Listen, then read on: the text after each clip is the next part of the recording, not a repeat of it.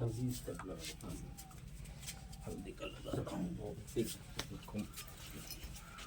అంటే ఇప్పుడు మనం ప్రస్తుతం మహారాష్ట్ర దాదాపు మనం అనుకున్న 14 గంటలు కాస్త 24 గంటలు ప్రయాణం చేసి ఈరోజు మొత్తానికి ఈ గోండు సామ్రాజ్యానికి పుణ్యధామమైన కచర్గఢ్ అయితే చేరుకోవడం జరిగింది.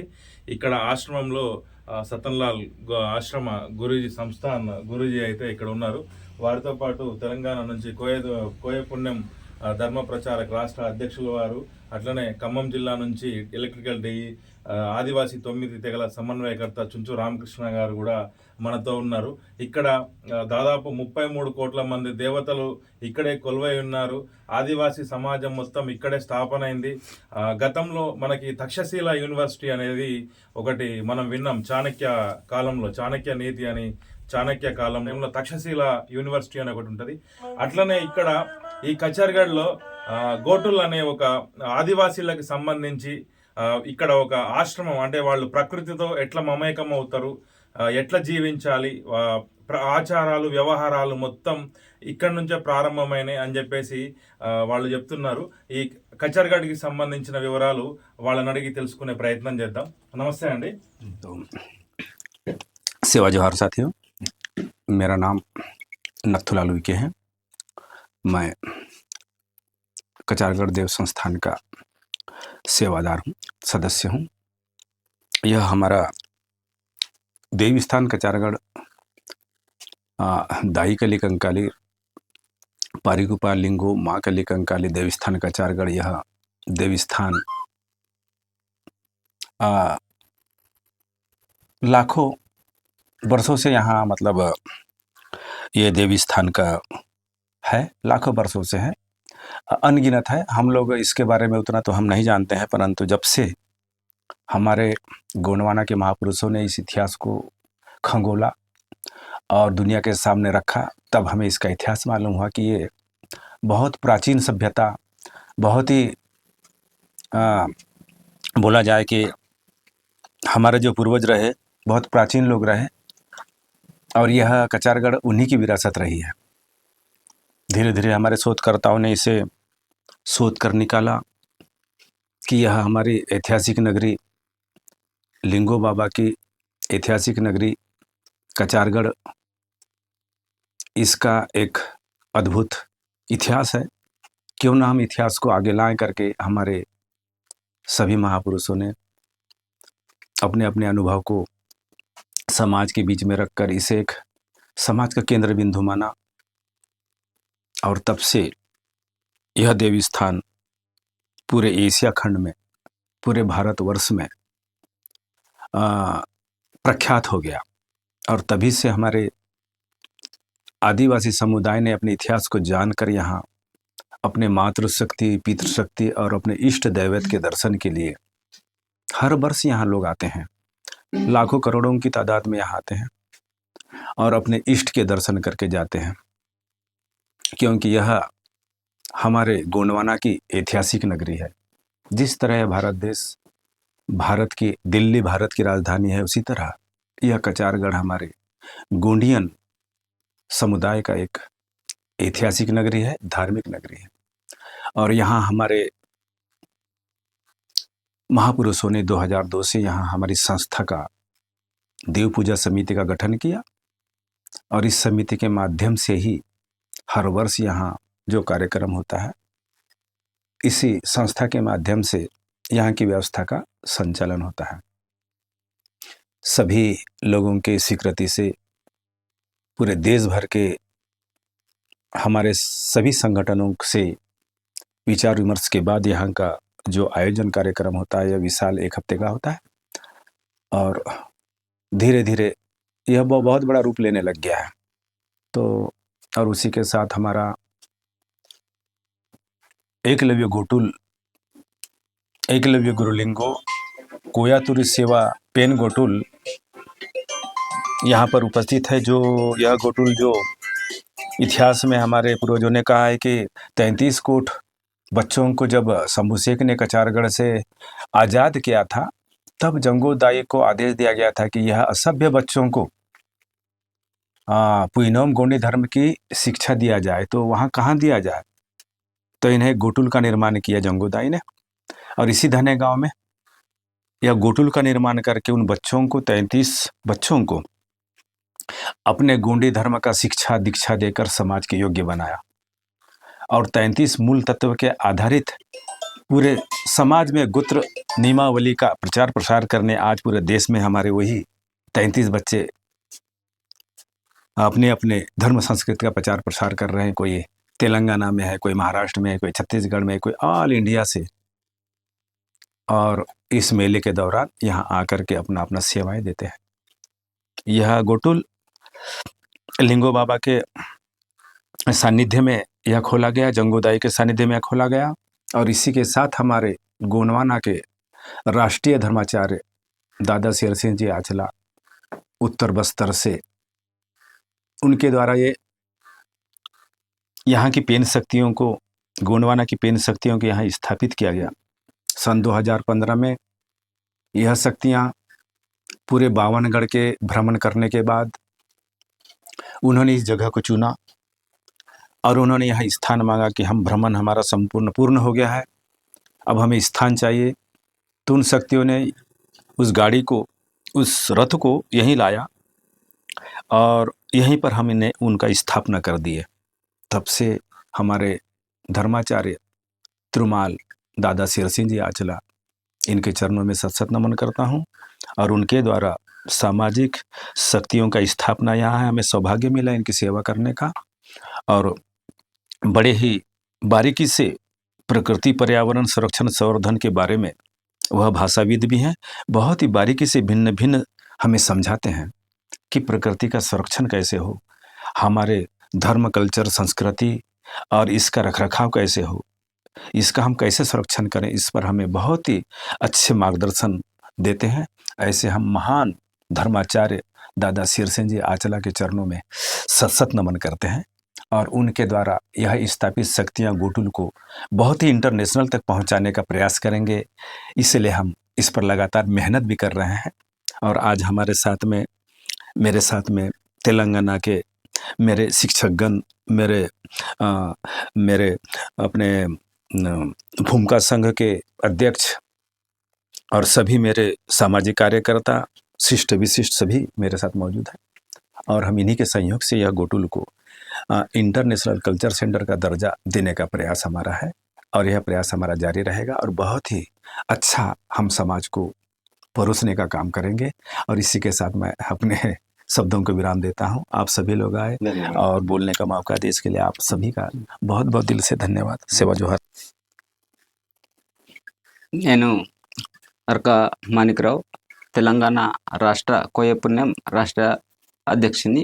ఈరోజు ఏదైతే మా యొక్క కోయపుణ్యం రాష్ట్రీయ కార్యశాల అనేది ఎక్కడ పెడదాం అనుకొని నిశ్చయించుకొని, ఏదైతే మన గోటుల్ మొట్టమొదటి గోటుల్ ఎక్కడ ఉందో అక్కడ ఏర్పాటు చేద్దామనే ఉద్దేశంతో నిన్నటి నుంచి ఈ కార్యశాల ఇక్కడ 12, 13, 14 3 రోజుల కార్యశాల కోయపుణ్యంపై, సంస్కృతి ఆచారాలపై ఈ కార్యశాలకు మేము మన తుంచి రామకృష్ణ సార్ గారు, వారు ఆంధ్ర మన ఖమ్మం భద్రాచలం నుంచి వచ్చారు, నేను తెలంగాణ నుంచి రావడం అనేది, అట్లాగే వచ్చేసి ఇక్కడ ఏదైతే మొట్టమొదటి గోటులు ఎక్కడ ఉందో అని మా సార్ అనడంతో ఇక్కడికి సార్ను తీసుకురావడం జరిగింది. నిజంగా మాకు చాలా మన రామకృష్ణ సార్ కూడా చాలా సంతోషపడ్డారు. ఎందుకంటే ఇప్పుడే మన నత్తులాల్ ఈ సంస్థాన్ యొక్క ఏకలవ్య గురు లింగో సంస్థాన్ యొక్క పీఠాధిపత్యులు మన నత్తులాల్ వికే గారు వివరించినటువంటి ఏదైతే ఇక్కడ ఉన్నటువంటి దేవతలు, ఈ దేవతలు శంభు మహాదేవుని యొక్క ఆజ్ఞతోటి లేకుంటే కృపాతోటి ఒక ఉన్నతమైనటువంటి మంచి కార్యక్రమంలో వాళ్ళను బంధింపబడి ఉంచిన తర్వాత కలికంకలమ్మ 33 కోట్ల దేవతలు, ఈ దేవతలకి ఉన్నటువంటి బందీగా ఉంచినటువంటి స్థలం, ఆ దేవతలను జంగో రాయతాడ్ పందిపారి కుపాలింగో వీళ్ళిద్దరు కలిసి ముక్తి చేసి వాళ్ళను మంచి సుశిక్షితులు చేసి వాళ్ళకు మంచి బుద్ధులు నేర్పి ఏదైతే ప్రకృతి ధర్మాన్ని పాటించే, ప్రకృతి రక్షణ చేసే గుణాలను కల్పించే, ఎట్లా చేస్తే వీళ్ళకు బాగుపడుతుంది, వీళ్ళకి ఏది అవసరం ఉన్నది అనేది వాళ్ళు చిన్న ఎప్పుడైతే మేము అప్పుడు ఏదైతే మేము ఇప్ప పువ్వు చూసామో దాన్ని కోయ పుంగారు అన్నాడు, అలాంటి కోయ పుంగారు ఈ దేవతలందరూ. అప్పుడు అంతటి పవిత్రమైనటువంటి వాళ్ళను, ఆ దేవతలను తీర్చిదిద్దామనే ఉద్దేశంతో జంగోరు అవుతారు పందిపారి కుప్పలింగో. అప్పుడే మా సుక్షితులు మాకు గురువులుగా తయారై ఈ గోటులు ఏర్పాటు చేసి వాళ్ళకి మంచి ప్రకృతి బ్యాలెన్స్ అనేది, ప్రకృతిని పవిత్రం చేయాలనేది, ప్రకృతిలో ఎలాంటి మార్పులు రాకుండా ప్రకృతిని రక్షిస్తూ మేము అందరము ప్రకృతి ఆరాధికులము, ప్రకృతి దేవతలను పూజించే వాళ్ళమనే ఈ గోటుల యొక్క ఉద్దేశము. ఈ దీనిపైననే ఇవాళ మాకు దల్దల్ కుహిలో ఒక గోటులు ఉంది. ఇదైతే మొదటి గోటులు. ఇది కనీసం మా కోయ పుణ్యానికి సంబంధించినటువంటి ఈ గోటులకు చరిత్ర అనేది చాలా పెద్దగా ఉన్నది. ఏదైతే మా దేవతల, మా కోయ పుణ్యం యొక్క గోండు దేవతల చరిత్ర చూస్తే 35 కోట్ల సంవత్సరాల క్రింది నాటిది అది. అలా ఇట్లా గోటులు ఏదైతే ఇలాంటి గోటులు ఉన్నాయో ఇవి బస్తర్లు, ఉత్తర బస్తర్లు ఇట్లా తిరిగి తిరిగి మన వికే గారు చెప్పినట్టుగా షేర్ సింగాచల్ అనే ఒక ఉపాధ్యాయుడు ఆయన మా సంస్కృతి ఆచారాలపై తిరిగి తిరిగి తిరిగి ఒక 52 గడకీల నుంచి ఒక్కొక్క దేవతను ఇక్కడ తీసుకొచ్చి స్థాపించి వాటి యొక్క మూల్యాలు ఏంటిది అనేది వివరంగా చెప్తూ ప్రతి ఒక్క దాన్ని ఇట్లాగే వాళ్ళ బస్తర్లో చాలా గోటుల్స్ ఉన్నాయి. అట్లాగే ఆ గోటును ఒక ఇంటర్నేషనల్ లెవెల్, జాతీయ స్థాయి లెవెల్లో మన యొక్క ఆదివాసీ కల్చర్ని రక్షిద్దాము, దాన్ని ఒక ఫామ్లో తీసుకొద్దాము అనే ఉద్దేశంతో ఇప్పటికి కూడా షేర్ సింగాచల్ దాదా పనిచేస్తున్నారు. కాబట్టి ఇప్పుడు నేను కూడా ఏదైతే కోయ పుణ్యం ఏర్పాటు అయిందో ఇది ఆ కోయ పుణ్యం మేము జరుగుతున్నాము అంటే మా యొక్క ఆచార వ్యవహారాలు మనం కనుమరుగు కాకుండా ఎట్లా కాపాడదామనే ఉద్దేశంతో ఈ కార్యశాలలు ఒక్కొక్క రాష్ట్రంలో ఒక్కొక్కటి మేము అందరము గోండులమే, అందరము కోయ పుణ్యం సంబంధము, అందరము కోయ పుణ్యం వల్లమే అంటే 18 రాష్ట్రాల్లో మేము విస్తరించున్నాం. అంటే ఈ విస్తరించినటువంటి ఈ సంస్కృతి ఆచారాలను మనం వచ్చే పిడికి ఎలా ఇద్దాము, దాన్ని ఎలా రక్షిద్దాము. మన యొక్క జానపదాలు ఉన్నాయి, మన యొక్క ఆచారాలు ఉన్నాయి, మన యొక్క వ్యవహారాలు ఉన్నాయి, మన యొక్క భూభాగాలు ఉన్నాయి. ఇప్పుడు ఏదైతే ఈ పవిత్ర స్థలం ఏది ఖచర్గఢ్ అనేది, ఇలాంటి పవిత్ర స్థలాలు మా కోయ పుణ్యం ప్రకారం 4 ఉన్నాయి.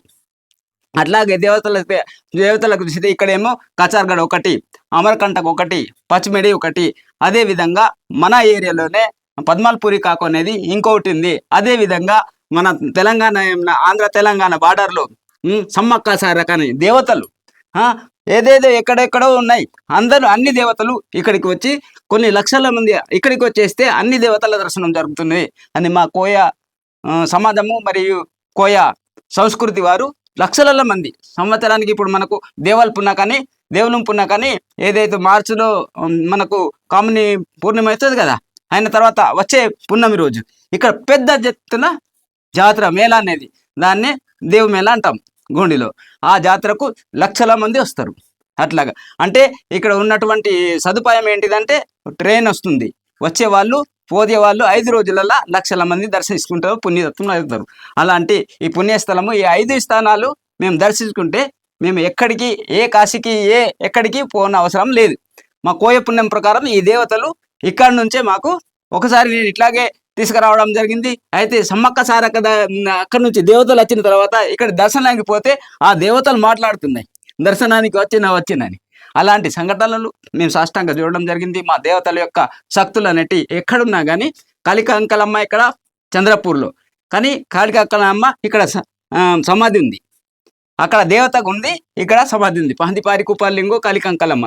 ఇప్పుడు మీరు చాలా సార్లు వచ్చారు కాబట్టి రేపు అన్ని దేవతల అక్కడ ఉన్నటువంటి ఆ గుహను రేపు రామకృష్ణ సార్కి తను గురూజీకి చూపమని చెప్పడం జరుగుతుంది. అందుకే నాకు తెలిసిన విషయము వికే గారికి తెలిసినటువంటి విషయం అంతా తెలియదు, కానీ నేను ప్రయత్నం చేస్తున్నా. ఎందుకంటే మా తెలుగు వారికి కూడా అక్కడ మా కోయ పుణ్యం వారు ఉన్నారు, మా తెలంగాణ ప్రాంతంలో అలాగే ఆంధ్ర ప్రాంతంలో మన వారు ఉన్నారు. అందుకే నేను తెలుగుతోటి వివరిస్తే అందరికీ తెలిసిపోతుంది. అదే మా కోయ అదే గోండి ఉంటే మాకే తెలిసిపోతుంది. అందుకే తెలుగుతోటి చెప్తే అందరికీ దాని విలువలు తెలుస్తాయని నేను తెలుగుతో చెప్పడం జరిగింది. నాకు తెలిసినటువంటి విషయము దేవతల యొక్క మహత్యము మరియు దేవతల విలువలు, దేవతల యొక్క చరిత్రలు నేను చెప్పలేను, కానీ ఆ దేవతలే నాకు అనుగ్రహిస్తే దాంట్లో ఏమన్నా తప్పులు జరిగి ఉంటే దేవతలే క్షమించాలని కోరుకుంటూ మీ పెద్దలందరికీ నాకు తెలిసిన విషయం సేవ చెప్పాను. అంటే ఇప్పుడు ఈ యొక్క భారత రాజ్యాంగం ప్రకారము వివిధ తెగలుగా గుర్తించినటువంటి కోయత్తూరు సమాజం అంటే కోయ కావచ్చు, గోండు, కొలాము, తోటి, పర్దాను అంతా కూడా ఈ యొక్క కోయ గోండి పుణ్యం ధర్మం ప్రకారం నడుచుకునేటువంటి ప్రకృతిని దానికి సిద్ధాంతాలకు అనుగుణ ప్రకృతి ధర్మానికి అనుగుణంగా జీవించేటువంటి ఆదివాసీ తెగలకి అందరికీ అతి ముఖ్యమైనటువంటి స్థలానికి రావటం ఒక ఆదివాసీగా పుట్టినందుకు నేను చాలా గర్వపడుతున్నా. ఎందుకంటే అందరూ అంటున్న ఈ దేశ మూలవాసి ఆదివాసీలే చాలా గొప్ప ప్రకృతి జ్ఞానం కలిగిన వారు, గొప్ప మేధావులు. వారు ఈ ప్రకృతిని ఏ విధంగా రక్షించాలనేసి తరతరాలుగా యుగాలుగా పోరాటటువంటి చరిత్ర కలిగినటువంటి జాతులు పుట్టి నేను మరి ఎట్టకేలకు ఇన్నాళ్లకు నేను నా యొక్క ఏదైతే మొదటి స్థానము ఏదైతే ఉన్నదో కచార్గఢ్ ఈ నేల మీద అడుగుపెట్టినందుకు చాలా సంతోషం కలుగుతున్నది. ఆ యొక్క గురువర్యులు మరి పాండిపారి కుపాలింగు గారు, తర్వాత రేపు గుహలోకి వెళ్ళిన తర్వాత అమ్మ కాళికంకాళి మాత, మరి అంతకుముందు కూడా ఆదిలాబాద్లో ఉన్నటువంటి రాయితడి జంగుబాయి మాత, కోటపరందోల్లో మేడారం సమ్మక్క సార్లమ్మ, ఇవన్నీ దర్శనాలైనాయి. కానీ నాకు ఎప్పటి నుంచో ఒక కోరిక ఉండేది, ఈ యొక్క కచార్గఢ్ ఎప్పుడు వెళ్ళాలి. అదేవిధంగా అమర్కండ్, పాచ్మేడి అవి వచ్చేసారి మళ్ళీ తీసుకెళ్తానని మనకి గత 5 సంవత్సరాలుగా నాకు ఈ యొక్క సంస్కృతిని అసలుకి ఈ సంస్కృతిలో పుట్టిన ఈ విషయాలు తెలవాలి, మీలాంటి వారు తెలిస్తేనే మీరు అందరూ చెప్తారని చెప్పేసి నన్ను అన్ని ప్రాంతాలు చెప్తున్నటువంటి మరి ఆర్క మాణిక్ గారు కావచ్చు, మిగిలిన తర్వాత ఆత్రము ఆంధ్రరావు గారు కావచ్చు, దాదా గారు, వీళ్ళందరూ అదేవిధంగా మా యొక్క మహారాజు అది రచ్చకోట మహారాజు గారు, పండం జాలీశ్వరరావు మహారాజు గారు, ముఖ్యంగా వీరందరూ కూడా నన్ను తీర్చిదిద్దడం ఈరోజు కొద్దో గొప్ప ఈ యొక్క జాతిలో పుట్టినందుకు నాకు అవగాహన కలిగి అనేక మందికి మరి మిత్రుల ద్వారా, పాత్రికేయ మిత్రుల ద్వారా, మీడియా ద్వారా తెలియజేయడం జరుగుతుంది. రాను రోజుల్లో ఖచ్చితంగా మరి దాదా గురు సమతలు నాకు నతులాల్జీ ఉరికేవారు. ఎందుకంటే ఈరోజు వారు కలవటం చాలా ఆనందకర శుభాయకం. చాలా విషయాలు చెప్పారు, ఇంకా చాలా విషయాలు కూడా నేర్చుకుంది. రేపు గుహకి వెళ్ళిన తర్వాత ఇవన్నీ కూడా మీ అందరికి నేను తెలుసుకోవడమే కాదు, మీ అందరికి కూడా వివరిస్తాం. మనందరం కూడా ఈ జాతిలో పుట్టినందుకు, ఈ యొక్క కోయతూరు సమాజంలో పుట్టినందుకు, ఈ ప్రకృతిలో పుట్టినందుకు, ఈ దేశంలో పుట్టినందుకు, మన యొక్క సంస్కృతి సాంప్రదాయాలు, మన ఆచార వ్యవహారాలు, మన గోటుల వ్యవస్థ, మన దేవతలు, మన గురువులు, వీళ్ళందరినీ కూడా మనం తెలుసుకొని మనం కనుక ఒక ధర్మంగా, న్యాయంగా, నిజాయితీగా కనుక మనము ముందుకు పోతే ఖచ్చితంగా అందరికంటే ఉన్నత స్థానంలో ఈ దేశంలో మనం ముందుకెళ్తాం. కాబట్టి మీరందరూ కూడా మరి ఈ విధంగా వెళ్ళాలని కోరుకుంటూ మిగిలిన విషయాలు రేపు తెలియజేస్తాం. జై ఆదివాసీ, జై భారత్, జై శ్రీ.